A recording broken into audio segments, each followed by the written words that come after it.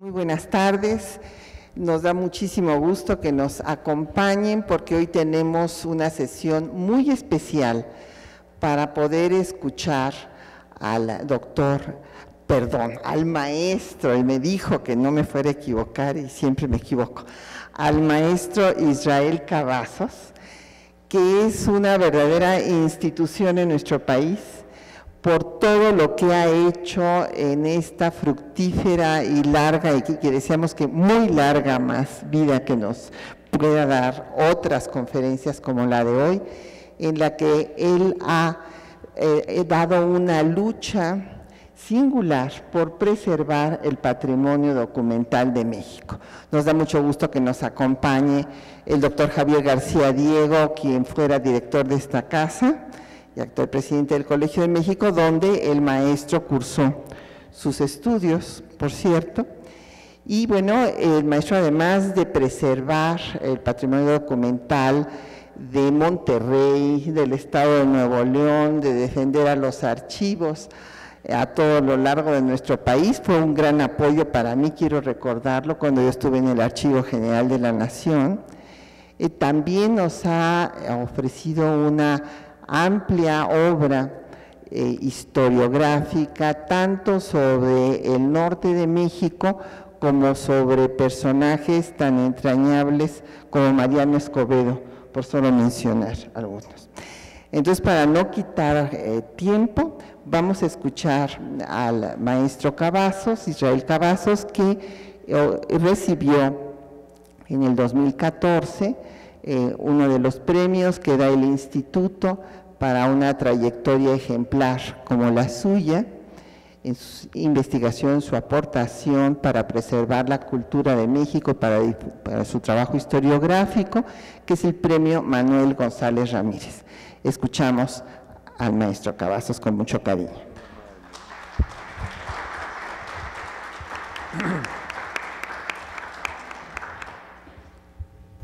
Mil gracias, doctora, por esos calificativos.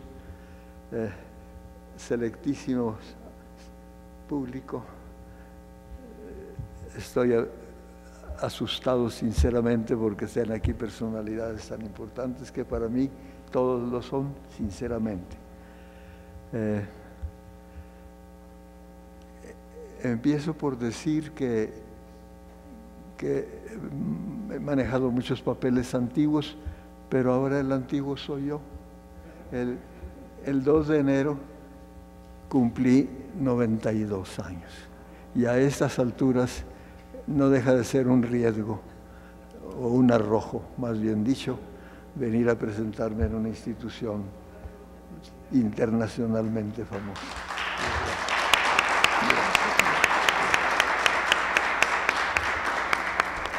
A esta edad, como es lógico, la memoria se empieza a perder, ¿sí?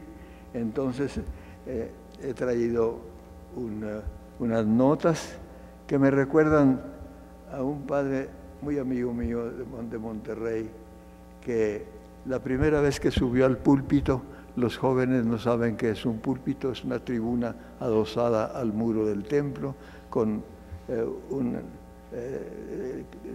techito de madera para que la voz, se llama tornavoz justamente, para que no se pierda cuando no había sonido. ¿Así? ¿Me están escuchando atrás? Bueno, entonces pues les iba a decir que este sacerdote subió al púlpito y como era nuevo en el oficio, subió con unos papelitos también, pero el imprudente del sacristán abrió la puerta de la sacristía, entró una ráfaga de aire y volaron los papelitos entre los chales de las señoras. Trágame tierra, dijo el padre, pero salió bien del apuro. Bueno. Aquí no abriremos ninguna. Pero aquí no van a abrir la puerta. Bueno, esto de andar... Me apena que esto vaya a resultar autobiográfico sin ningún interés para ustedes. Tomen, por favor, solamente lo relativo a los documentos, ¿sí? Entonces, contaré una cosa familiar. Las tías de mi padre, muy ancianas, muy lectoras, aquellas novelonas antiguas El Sol de Mayo de Mateos, etcétera, se las devoraban. Guardaban cartas de los tatarabuelos y viendo mi gusto por estas cosas, las pusieron en mis manos, que me parecieron las más antiguas del mundo, 1830, 1840, las conservo, ¿sí? Tal vez eran 15 o 20, ahí están en casa todavía, ¿sí? Entonces,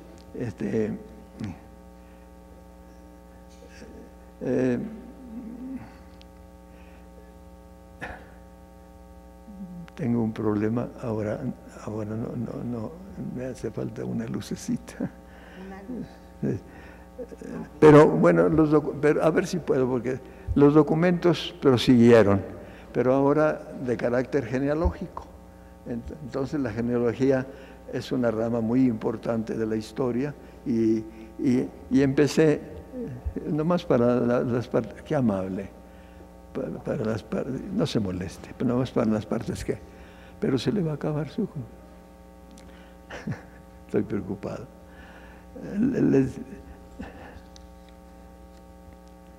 Discúlpenme, ya que agarré corriente. Bueno, les decía que la genealogía es una rama muy importante de la historia y que por ahí empezó más o menos mi afición por la investigación. Tanto mi apellido Cavazos como el Garza son característicos de Monterrey, Nuevo León, y tan antiguos casi como la ciudad, del siglo XVI, XVII. Entonces, empecé por ahí. Mi madre, 4 veces Garza. Nomás volar le faltaba. Si sus padres no eran parientes entre sí, muy lejanos indudablemente. Entonces averigüé el origen del apellido, escribí al lugar muy cercano a Monforte de Lemos, en Galicia, un lugar que se llama Tor, al cura del lugar, y el cura le dio mi carta a don José Taboada de Zúñiga y Garza. El Garza no se lo quitaba por nada del mundo, y entonces me contesta: querido pariente, nos dio mucho gusto saber de ustedes después de 400 años que se fueron a América, ¿sí? Así que, entonces, qué amable, disculpen tanto. Bueno, pero cuando ustedes cumplan 90, les prometo acercarles una lámpara.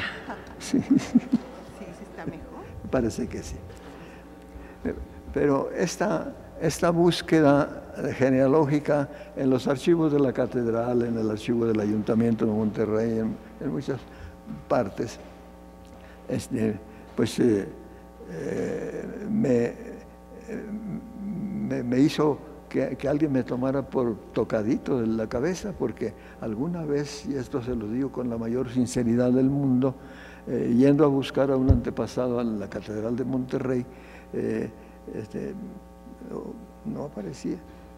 Y oí, si se puede oír a alguien, acá estoy. Y allí estaba, 300 años de esperarme. Ustedes me van a calificar igual que me calificaron entonces, de medio tocadito, porque ¿cómo voy a oír la voz de un antepasado muerto hace mucho? Entonces, pues, qué amable, esto está mucho mejor. Gracias.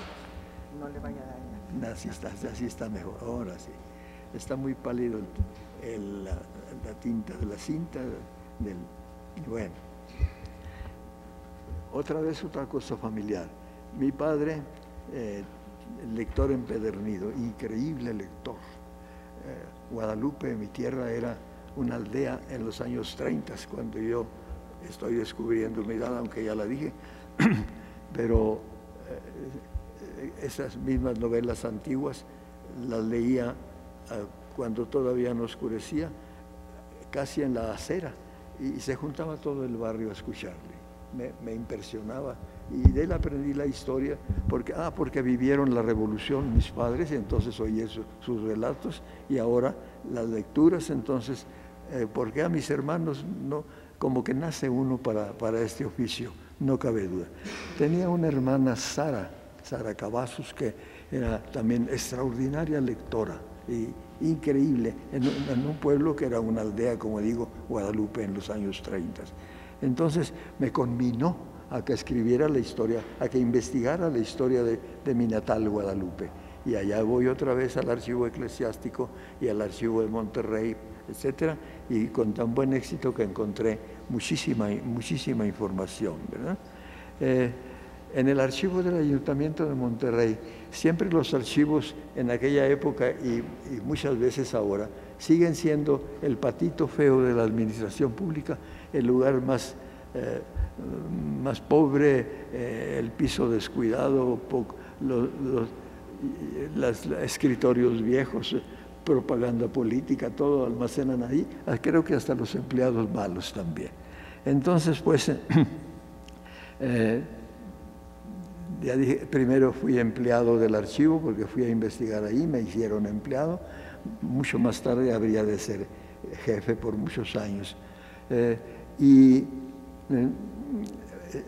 Iban muchos investigadores, extraordinarios algunos, como nada menos, acaba de morir don Silvio Zavala, ahí le conocí en mi archivo investigando su tema de las encomiendas.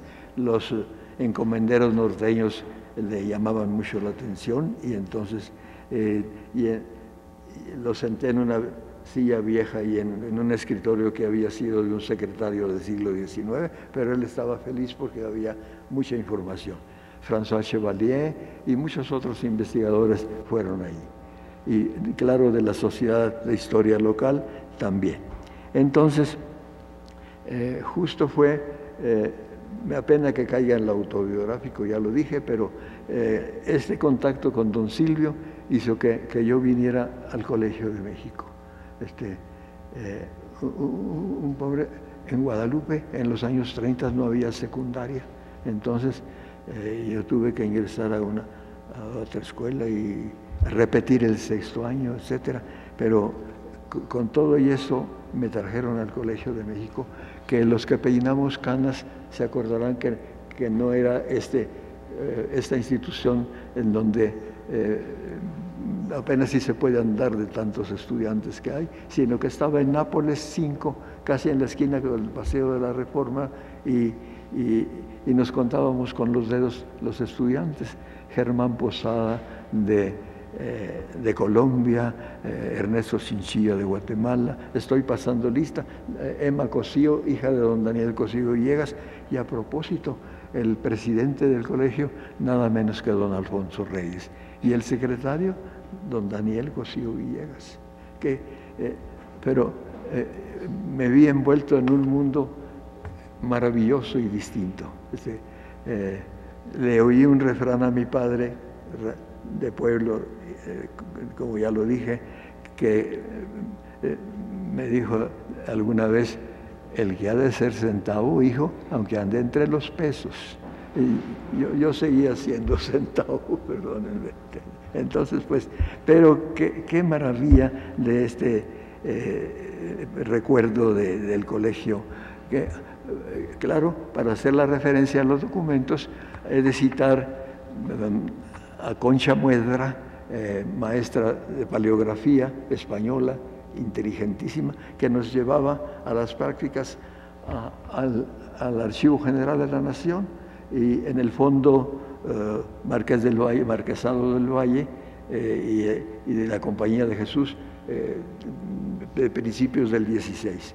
Un problema para los que no tenían, modestia aparte, yo llevaba ya cierta práctica porque en el archivo de Monterrey hay papeles, no de aquella época, pero de fines del 16. Así que, pero fue una experiencia maravillosa. Lo mismo aquellos que se encontraban en latín, teníamos un maestro extraordinario de latín, don Agustín Millares Carlo, una institución universal, no cabe duda. Entonces, pues, en el archivo municipal, un recuerdo emocionado para mi esposa Lilia Villanueva, paz descanse, que la inoculé, yo creo, porque ella era licenciada en letras y yo en letras vencidas. pero se convirtió en la mejor paleógrafa que he visto de aquellos tiempos y produjo cosas de las que no voy a hablar porque me desviarían, 7 u 8 libros, todos de carácter histórico, sobre testamentos coloniales, etc. Bueno, algunos historiadores locales, uno de Linares y otro de Monterrey, me favorecían encargándome que les buscara copias de uno de Linares, Nuevo León. ¿Se acuerdan de esta población de Nuevo León? Copié centenares de papeles de Linares. Me pagaba 10 pesos a la semana. A mí me caían del cielo, no cabe duda. Y al cronista de la ciudad, que ya Monterrey tenía cronista, también le copié muchísimos documentos. En el aspecto genealógico, no solamente para la vanidad personal trabajé, sino que alguien de México me contrató para que hiciera la genealogía del presidente Manuel González, que tenía ciertas raíces de familias en Monterrey, en fin. Así que, bueno,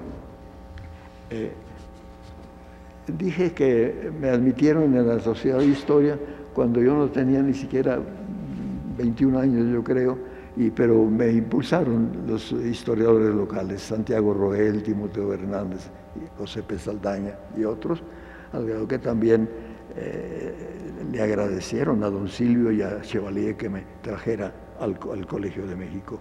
Y entonces asistía de vez en cuando el gobernador del estado a las sesiones de la Sociedad de Historia, el gobernador licenciado Arturo B. de la Garza, de esos rancherotes norteños, pero muy inteligente, que pidió que alguien de la sociedad escribiera una biografía de Mariano Escobedo, el héroe epónimo de Nuevo León. Y entonces el licenciado Roel, historiador por excelencia de Nuevo León, me señaló: Israel Camazo lo puede escribir. Otra vez trágame tierra, como aquel padre que del papel, porque Madre Santa. Esta circunstancia me llevó al Archivo General del Estado, fuente principal del Estado de Nuevo León, se entiende, para esa investigación, y ahí estuve como investigador el tiempo necesario, justo cuando me venía al Colegio de México el año 48. La segunda generación del colegio hace muchos años. Entonces, pues, tuve una experiencia que pone a prueba al archivista, el cambio de un archivo, el cambio de sede. El archivo municipal hicieron un palacio nuevo y hubo que cambiarlo. Y meter todo en camiones y a cambiarlo. Y lo mismo pasó con el Archivo General del Estado, que estaba en el Palacio de Gobierno, arrumbado, y ya le hicieron un edificio especial, y me tocó también cambiarlo. No se lo aconsejo a nadie, porque es una tarea ímproba para volver a poner en orden otra vez. No estaban en orden, conste, pero eso fue coyuntura para hacer que estuvieran así. Entonces, tuve también en mis manos, perdonen que hable de mí, temporalmente el archivo del Congreso del Estado, de otro tipo, pero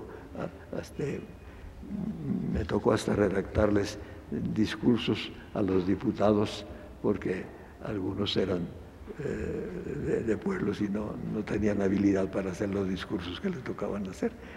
Bueno, me estoy echando flores yo mismo, me perdonan. Así que, bueno, la estancia en el Colegio de México, ya lo subrayé, fue para mí ultra provechosa. Primero, por estos maestros que he señalado, Concha Muedra, don Agustín Millares Carlo, ¿se acuerdan de filosofía? Nada menos que José Gauss. Qué maravilla de maestro, qué interesantísimo maestro.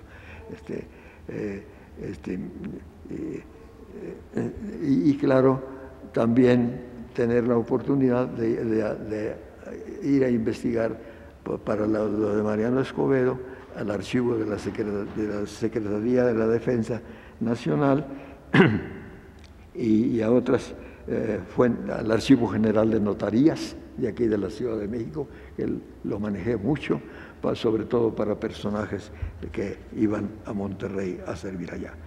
Bueno, la historia de Nuevo León me cautivó y me consagré a ella totalmente. Claro que va de por medio también no solamente la historia civil, pero también la historia eclesiástica. Y Nuevo León perteneció más de 200 años al Arzobispado de Guadalajara. Así que ir al archivo de Guadalajara, tanto al eclesiástico como al civil, era ultra necesario. Y allí encontré maravillas sobre la historia de la Iglesia en Nuevo León. Entonces,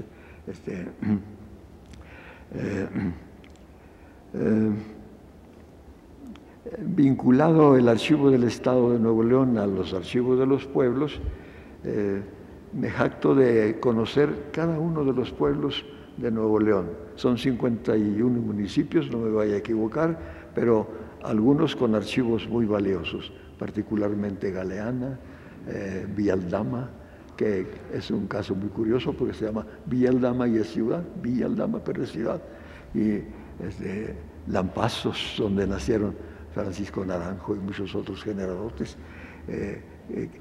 Así que, y mi esposa, en paz descanse, ya la mencioné, me acompañaba.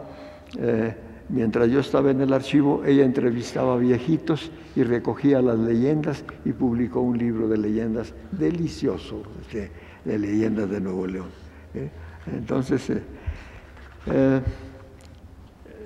todo el noreste está ligado históricamente desde un principio, particularmente Tamaulipas y Coahuila, que forman todo el noreste con Nuevo León, y el sur de Texas, que nos perteneció por largo tiempo. Entonces, el archivo de Saltillo es increíblemente rico, de fines del 16, principios del 17, no se diga el de Monclova, aunque empieza ya a finales del 16, del 17, perdón. Entonces, hay en Coahuila un archivo muy importante que les recomiendo porque va ligado a la historia de una bebida, de los vinos finos, de los vinos buenos, en Parras, Coahuila, de la Casa Madero. No le hago ninguna publicidad, pero esta casa es muy antigua, de esta familia Madero justamente, que les perteneció desde mucho tiempo atrás. Y una vez nos llamaron a mi esposa y a mí, que en unos toneles vacíos de depósitos del vino, pero que estaban vacíos, estaban llenos de documentos. Uy, pues vamos. Y eran todas las mercedes otorgadas a los primeros dueños de la hacienda de San Lorenzo, en Parras, y con increíble riqueza de papeles que tuvimos el gusto de manejar. Bueno, entonces, en cuanto a archivos extranjeros, tenemos por vecinos casi como una fuente de investigación extraordinariamente importante la biblioteca de la Universidad de Texas, que lleva el nombre de nuestra amiga Nettie Lee Benson, extraordinaria investigadora, que iba con mucha frecuencia a los archivos de Monterrey y con quien cultivamos una amistad muy cercana. Entonces, y que tiene esta biblioteca valiosísimos fondos documentales del noreste. Así que fue una de las primeras fuentes extranjeras que tuvimos oportunidad de ver. En mi papel de director o jefe de archivos, fui invitado a varios congresos de archivistas muy importantes. Estos grupos, qué interesante asistir porque nos escuchamos los problemas casi idénticos, casi iguales de todos los archivistas y entonces hubo ocasión de asistir, me voy a referir solamente a 2 o 3, pero al seminario de archivistas latinoamericanos organizado por el IPGH, Instituto Panamericano de Geografía e Historia, recuerda, ¿sí? En Ottawa, en Canadá. Qué experiencia tan hermosa el contacto de quienes hablamos el mismo idioma, de quienes cojeamos del mismo pie, perdonándome la expresión, pero aprendí mucho ahí de mis colegas. También a otra reunión sumamente importante, y para mí oportunidad de viajar, auspiciado por instituciones, por la Universidad de Nuevo León o por algún rico de Monterrey generoso que me pagaba el viaje. Entonces, a otra reunión del mismo Instituto Panamericano en Quito, en Ecuador. Qué estupenda ciudad, qué estupenda oportunidad de ver esos archivos de Ecuador y de trasladarnos, no por cercanía de los países, sino por oportunidad que hubo para ello, a los archivos de Montevideo, de Buenos Aires, de Bogotá. Qué interesante. Quiero presumir de que he sido bibliotecario también casi muchos años, más 20 o 30 tal vez. La Universidad de Nuevo León nació en 1933, es muy joven, pero no tuvo la biblioteca del antiguo Colegio Civil, fundado para sustituir al seminario, no para sustituirlo, sino para emparentarse con el del seminario. Y entonces, qué importante también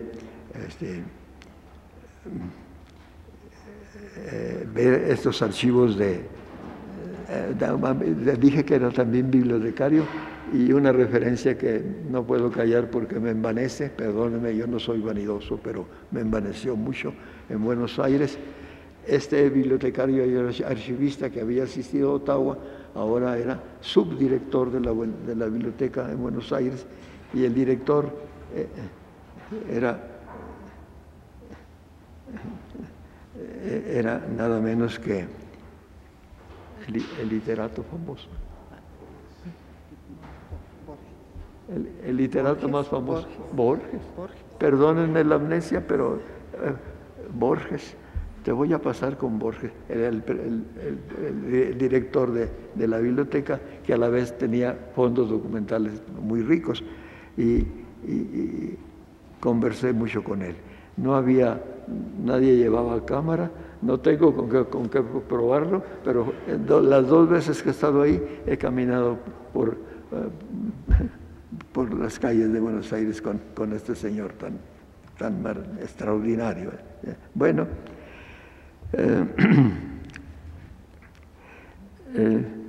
luego hubo otra oportunidad maravillosa de la Universidad de Nuevo León.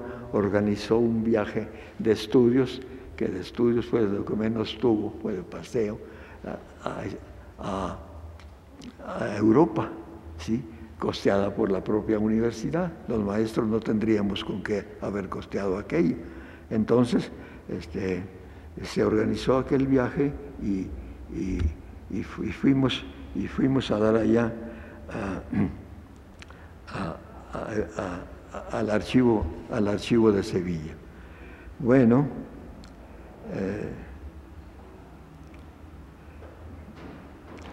en el archivo de Indias estoy trayendo piedras al cerro, porque ustedes saben investigar mejor que yo, infinidad de documentos para la historia virreinal de todas las poblaciones de México, y yo me refiero en particular a las del noreste, o a todo el noreste de la Nueva España. Entonces, en la misma España, la Biblioteca Nacional de Madrid, ahí hay papeles sumamente valiosos sobre los cronistas Alonso de León y otros de allá de nuestra torre. Nunca había oído hablar del archivo de Simancas, me sonaba un poco raro, no aprendí mucha geografía en mi niñez, pero la aprendí directamente en el archivo de Simancas. Todos sabemos que es cercano a Valladolid. Entonces, qué rica información porque el archivo de Indias la palabra lo dice, es el archivo de las posesiones españolas acá en las Indias. En cambio, el archivo de Simancas es el archivo de todo el reino de España, ¿eh? Así que ahí están los nombramientos de todos los gobernadores coloniales del Nuevo León y de Coahuila y de Tamaulipas, y hallamos mi esposa y yo muchísimos papeles, sumamente, de la mayor parte conseguimos copias de los catálogos que pudimos traer y que conserva la Universidad de Nuevo León o el archivo del gobierno de Nuevo León también. Otra fuente importantísima, ya la mencioné, la ciudad a la que pertenece Simancas, Valladolid, tan antigua, con una universidad del siglo XIII, en donde también los títulos, los grados académicos de mucha gente norteña que encontramos ahí.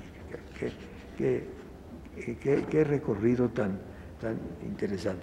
Ustedes habrán tenido uno superior al mío, pero para un modesto investigador de provincia esto significaba mucho. Bueno, a estos archivos no fuimos en ese primer viaje organizado por la universidad, porque un viaje turístico nos lleva nomás a que compremos souvenirs y nunca a los lugares donde queremos llegar. Esto sucedió mucho tiempo después. Así que mucho tiempo después hubo también modo de visitar el archivo del Museo Británico en Londres. Qué planos tan hermosos de Monterrey del siglo XVIII, del siglo XVII encontramos ahí, ¿verdad? Independientemente de tal vez cosas llevadas de España a aquellos archivos, ¿eh?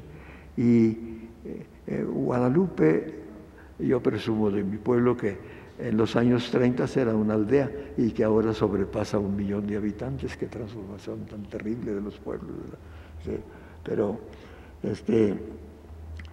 la fundó el licenciado Francisco de Barbadillo, enviado por el virrey de la Nueva España a que acabara con las encomiendas que se convirtieron en esclavitud, y que entonces él fundó pueblos de indios, entre ellos el de Guadalupe. Hay pueblos que se llaman todavía con nombre indígena, Hualahuises y Agualehuas, conservan esos nombres del siglo XVII, fundados por el licenciado Barbadillo. Bueno, Barbadillo es del XVIII, pero los grupos empezaron a sufrir por las encomiendas desde el fin del XVII. Bueno, entonces, en La Rioja, en un lugar que se llama Escaray, nació el licenciado Barbadillo. También escribí, como en el caso del antepasado de mi madre, y me contestó el ayuntamiento invitándome a hablar allá de Barbadillo, porque no sabían de quién se trataba, de ese muchacho que salió de allá y que no lo volvieron a ver, personajazo el licenciado Barbadillo, y fuimos una vez a hablar en el ayuntamiento de Escaray, hablar sobre el licenciado Barbadillo. Los muchachos jóvenes detrás de unos biombos, escuchando con gran interés. Y en fin, me sucedió una cosa curiosa, porque el ayuntamiento en pleno y todo, pero resulta que notaba yo cierta inquietud entre esos funcionarios, porque después me explicaron que estaban pendientes de lo que sucedía, porque cuando no les gustaba una cosa al público, y eso me va a pasar a mí si sigo hablando, se volvían los asientos y ya no escuchaban a nadie, empezaban a conversar. Así que tenían ese temor, pero por fortuna les llamó la atención este personaje que se les desapareció de pronto y que luego fue con el relato mío. Bueno, pero una de las experiencias más interesantes que he tenido, pero en fechas muy recientes en cuanto a archivos, resulta que mencioné al cronista Alonso de León, una crónica del siglo XVII sencillamente maravillosa, descubierta por Genaro García y publicada en 1909, y entonces nomás eso se conocía de la etapa colonial. Pero En un viaje que hizo Alonso de León a la Ciudad de México, conoció a un muchacho rubio y tal, y se lo llevó para que le interesó a este joven ir a explorar aquellos lugares, y convivió con el cronista, lo admiró mucho, y cuando murió Alonso de León, ese muchacho continuó la crónica de Alonso de León. Pero por modestia, porque lo consideraba un libro excepcional, cayó su nombre y no firmó la crónica. Ahora, y era un trabajo superior muchas veces al de Alonso de León, porque qué hermosa la crónica de este personaje, el autor anónimo, por mucho tiempo. Entonces, pero claro, me preocupó. Y una frase del texto me iluminó. Acuérdome que estando yo en Génova, me contó un tío mío, etc.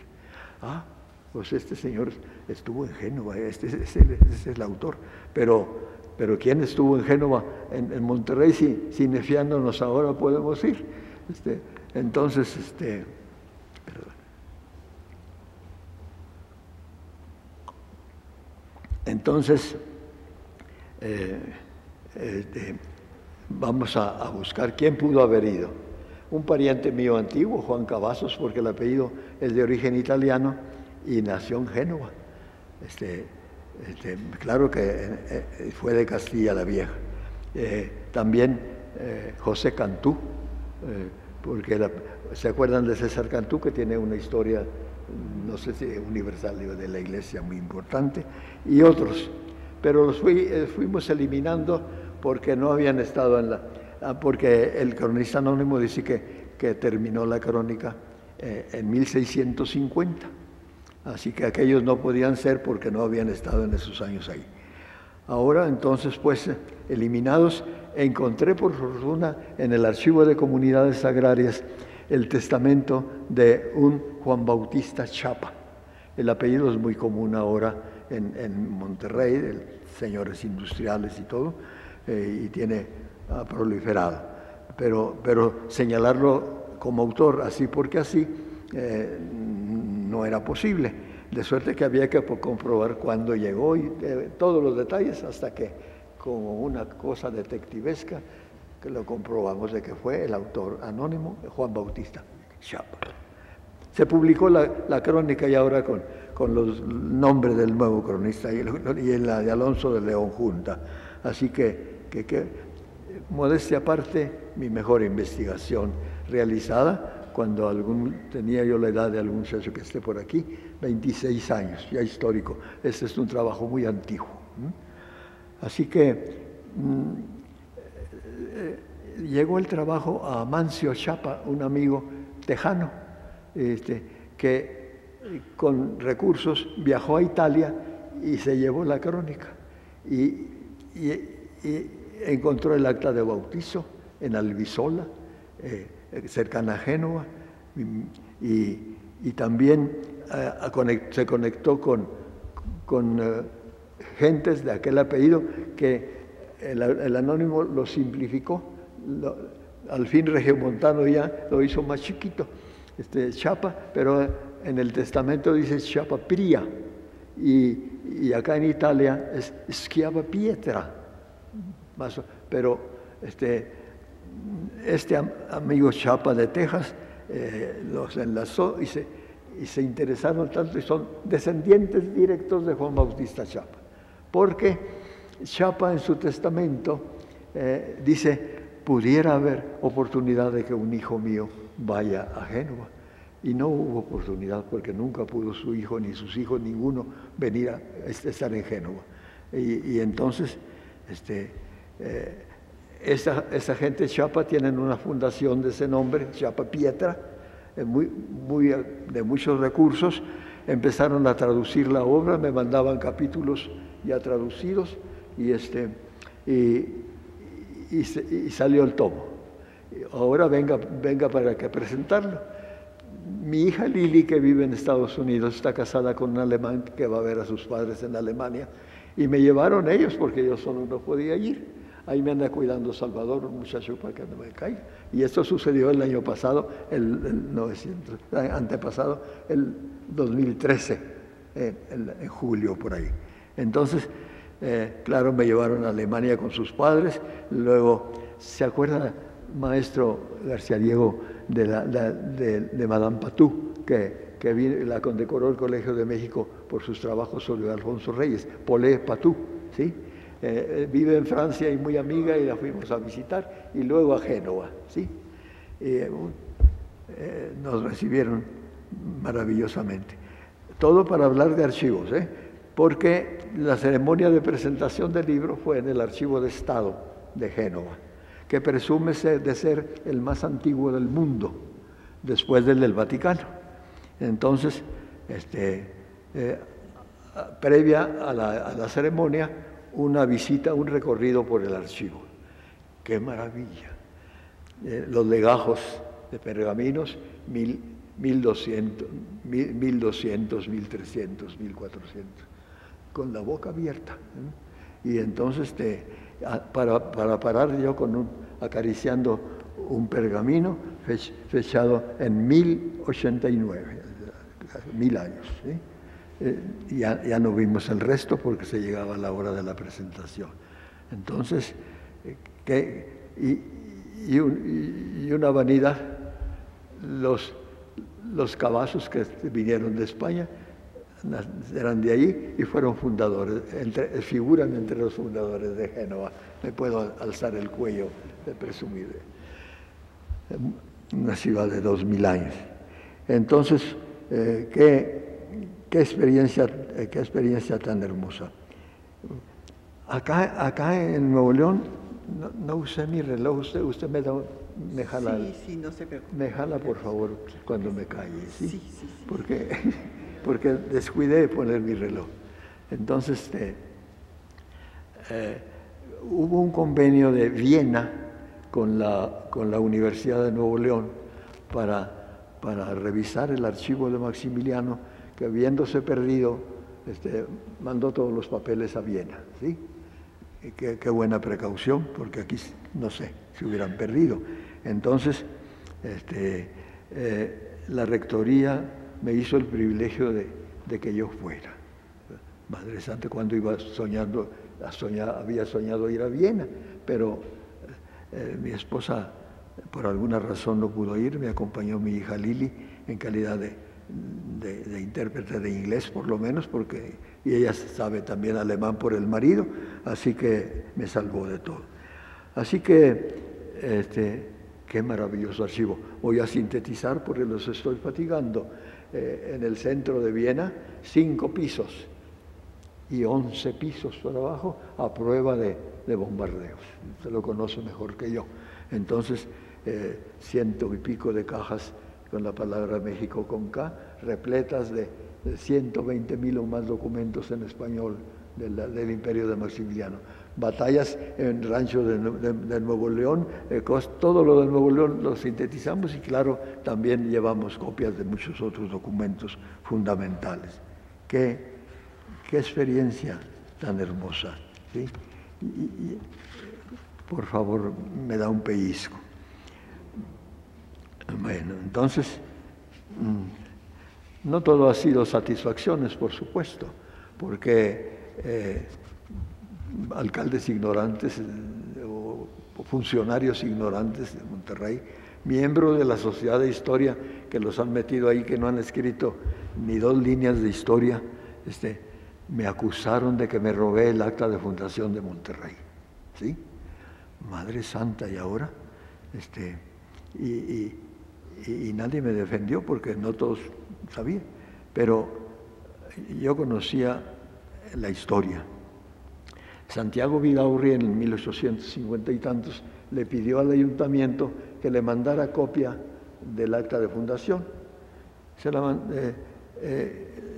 Le mandaron copias porque en 1620 y tantos un regidor vio el acta que Monterrey pues era una aldea, no tenía archivos metálicos ni un edificio para el archivo, y entonces el acta se había casi deteriorado.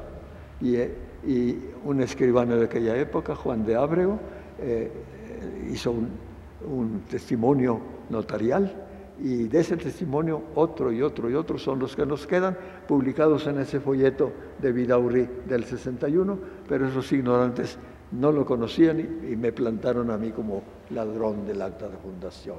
Y por nada los admitieron con muchos honores en muchas partes, y yo me vi en riesgos, pero por fortuna no me encarcelaron ni nada. Pude comprobar esto y aquí estoy. Bueno, todo para decir que no todo es satisfacciones. Sería tedioso entonces extender mi comentario a otros archivos. Otra vanidad. Santiago Roel, el hijo, fue diplomático, secretario de Relaciones, hombre muy valioso, muy relacionado con la embajada de la entonces URSS, Unión Soviética. Y llegó a casa y me dijo, te citan en la embajada de la URSS. Allá voy. ¿Y ha estado usted en la URSS? No. ¿Quiere ir? Pues sí quiero, pero ¿con qué voy? Para eso le llamamos, para que vaya. Con intérprete y todo, quién sabe cuántas semanas en la URSS, 5 repúblicas, hasta Armenia, para hablarles de archivos también, aunque no son ni libros ni documentos, sino placas de arcilla en un centro cultural de Armenia de 7.000 años, 5 o más placas que tuve también entre mis manos de un archivo muy singular. Así que entonces toda la vida cercana a los documentos, pero y ahora con mi archivo propio, todos sabemos que vamos juntando cosas en casa, al grado de que mi archivo, no sé, pero lo estoy arreglando ahora y me cuesta bastante trabajo organizarlo. Así que entonces concluiré, para fortuna de ustedes, repitiendo lo que aquí mismo dije alguna vez. Más de 70 años, porque no son 70, yo entré al archivo municipal el 42, creo que son 72 o 73. Entonces, más de 70 años vividos en bibliotecas y archivos motivan esta reflexión. Si el Instituto Nacional de Estudios Históricos de la Revolución Mexicana premiara con un escudo nobiliario a los archivistas, en la bordura del mío pondría, inscribiría: el libro y el documento son mi sustento. Muchas gracias por venir.